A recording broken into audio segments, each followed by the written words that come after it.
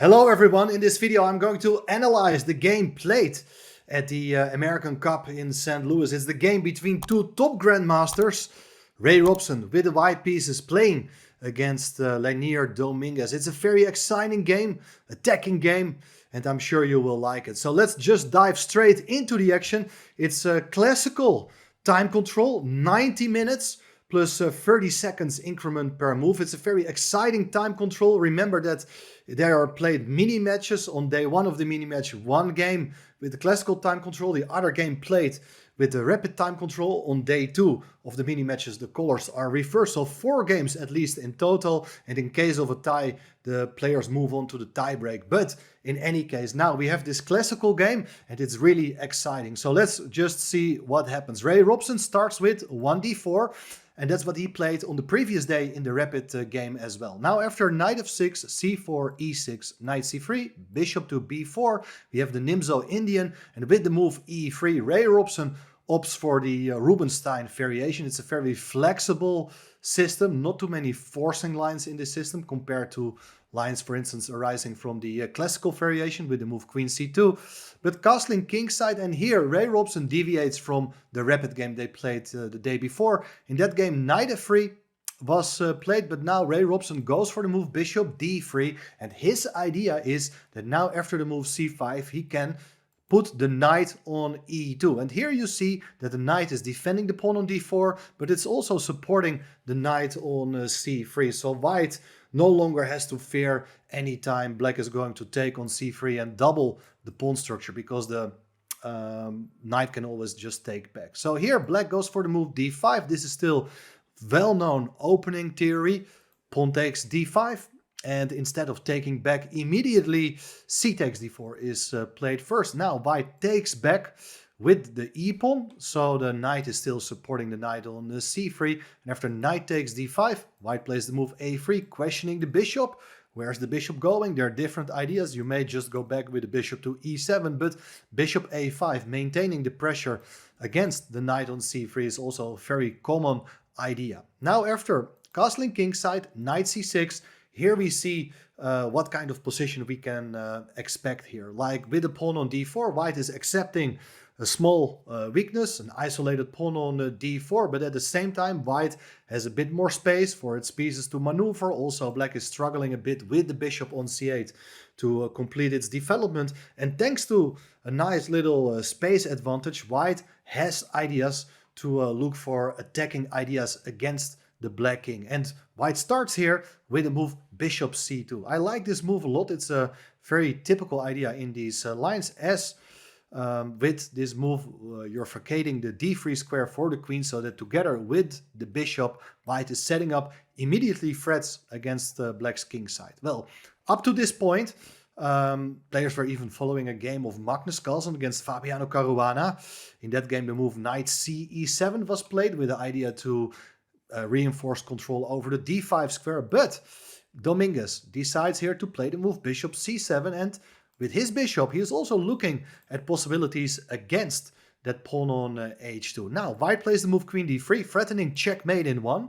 There are different ways of meeting that threat. Of course, you can just block that diagonal by playing the move g6, for instance. But here black played the move queen h4, defending the pawn on h7, but at the same time also threatening checkmate himself here. That's made possible thanks to this bishop on c7. So here white played the move h3, and there are different ways of continuing here. I mean, for instance, something like rook d8 to move the rook to the half open file to be able to exert pressure against the pawn on d4 looks like a logical plan. But here Domninguez first brings the knight back to f6. So the pawn on h7 is well defended, but after bishop e3, white brings the bishop into the game. Black goes now for the move rook to d8. And look at this. White played here the move queen d2. Now you may think, why is white doing that? Well, there's no longer mating threat against the pawn on h7. And now we have a new battery of a queen and a bishop. White is planning to play the move bishop g5 to hit the queen on h4. And the queen on h4 doesn't have that many squares available. Therefore, black play the move h6 to cover the g5 square. And well, here again, white looks like very nicely developed, but I'm also very impressed with the next move played by Ray Robson, as he goes for the very ambitious plan with the move f2, f4. This is at the same time a weakening move. You're pushing a pawn in front of your king, but now we can see that this queen on h4 doesn't have that many squares available, and I mean, white has possibilities here to attack the queen anytime with a move like bishop f2, but there are also plans, let's say if the queen tries to escape, to play something like rook f3, and then the other rook can come over, and maybe you advance the pawn to g4, and you're looking for possibilities to play for kingside attack with a move like f5, and all white's pieces are directed at the black king. So I'm very much a fan of this approach by white, and I think the position is already, at least from a practical point of view, very unpleasant to play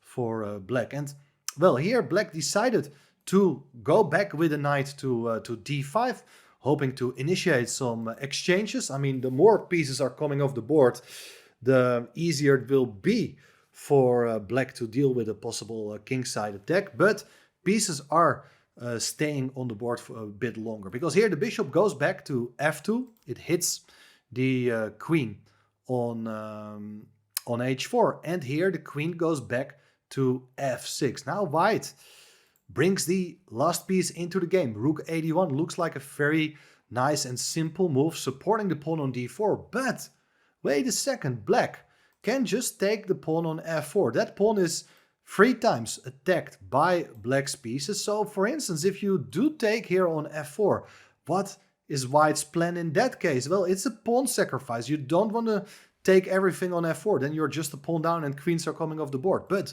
with something like bishop e3, you're putting up a lot of pressure against the knight on f4, which is pinned after knight takes e2, check.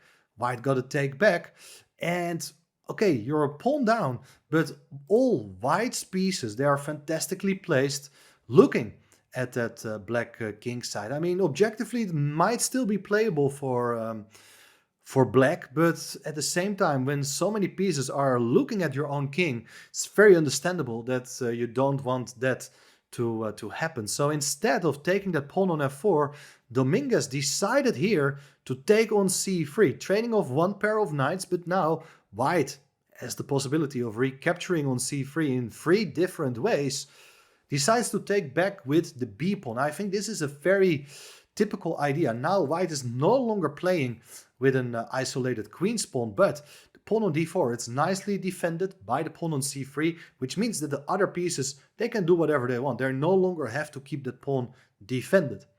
Black played here the move knight to e7, so hoping to get some control over these light squares. But now white is looking for attacking possibilities, and he played here, Ray Robson, this move g4. This may have come as a big surprise to Domninguez, maybe to you as well, but all of a sudden white is looking for ways to challenge the queen on f6, making use of that pawn on h6, so you have the plan to go g5 and almost trap the queen. And here we have a very critical moment in the game, because black still needs to complete its development, especially those pieces on the queen side. They are still out of play, but with a move like b5, I believe black is just in time to fight back by intending to get his bishop to this long diagonal. You should look for your own opportunities to generate some play against white's king. Now, position is really sharp. This was not played in the game, but I will show you one interesting line. If you do play the move g5 to attack the queen, you can take on g5, the pawn takes back, and now the queen comes in to f3. Very good move. So if you get a chance, you will play bishop b7 and threaten checkmate. White can play the move bishop g3 to hit the queen. Queen can go back. You can take on c7, and obviously it's possible to take back, but with the move bishop b7, you're inserting a very strong mating threat, and this is absolutely unclear. Practically, I think black is more than fine. So b5 is a good move, and there's another big advantage of playing the move b5. Let's say if white plays something like bishop g3, which was played in the game in a slightly different version, then the knight can safely come to d5 when the knight defends the bishop on c7. the queen can always come back to e7, and on top of that, the pawn on c3 cannot advance to c4. So a lot of advantages playing the move b5. But Domninguez played the move bishop to d7. That is not a good move. I will show you why. Because now bishop g3 is played. And there are a lot of problems. Because, for instance, if the bishop now comes to this light squared diagonal, then white has the move g5, attacking the queen. The queen can't go anywhere as the bishop on c2 covers all the other squares. And after taking on g5, you do take back with the f-pawn, attacking the queen. And it's a discovered attack, winning the bishop on c7. So that is the main idea behind the move bishop g3. And here you see the queen is in trouble. There's no time to play a move like knight d5. That runs into the move c4. The knight is not on a stable square.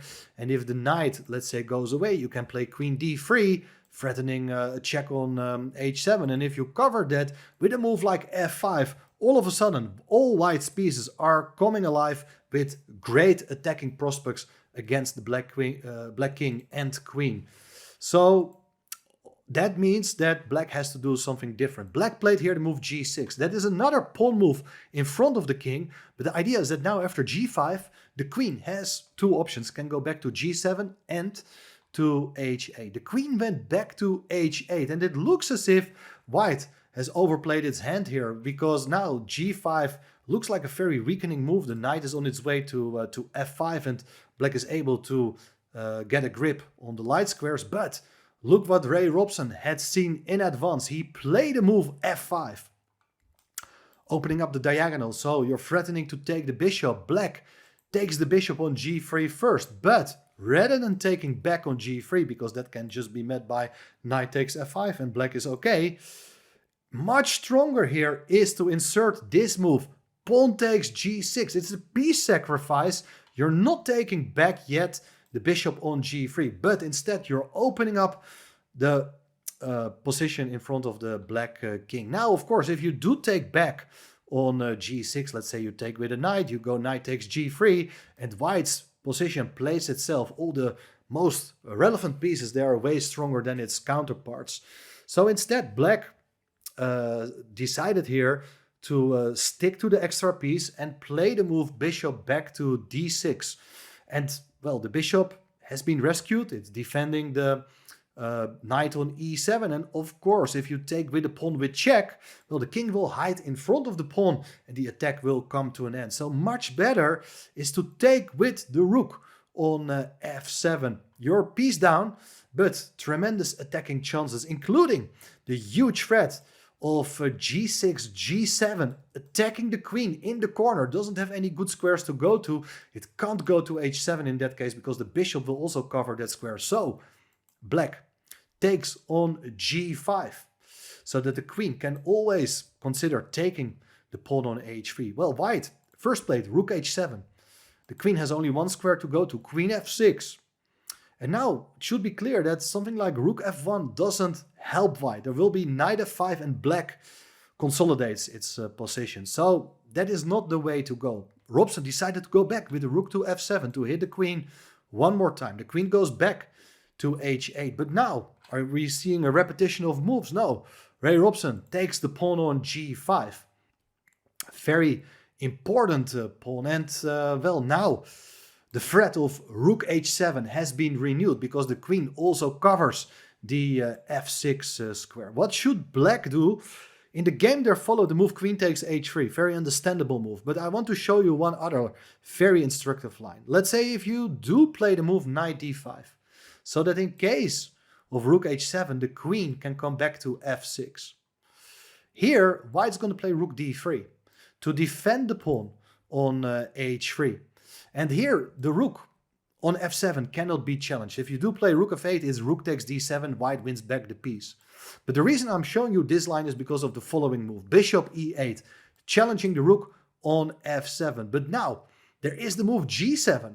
Great idea, attacking the queen on h8. If the queen goes to h7, then we bring the other rook into the attack, as it opens up the diagonal for the bishop, hitting the queen.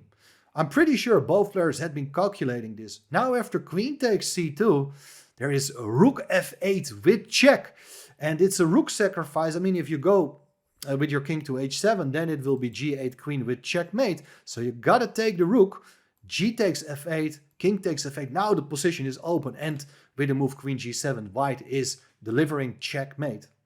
So here we see the huge attacking potential white is relying on in this position. So no knight d5 played. Queen takes h3 is the game's continuation, but then the rook comes to h7, hitting the queen on h3. The queen almost doesn't have any squares to go to. White has a very strong attack. And ideas, even if the queen goes away, to play moves like rook f1 or maybe queen h6, threatening checkmate, rook h8 ideas, and so on. This is totally crushing. So black has to give a check. Bishop h2.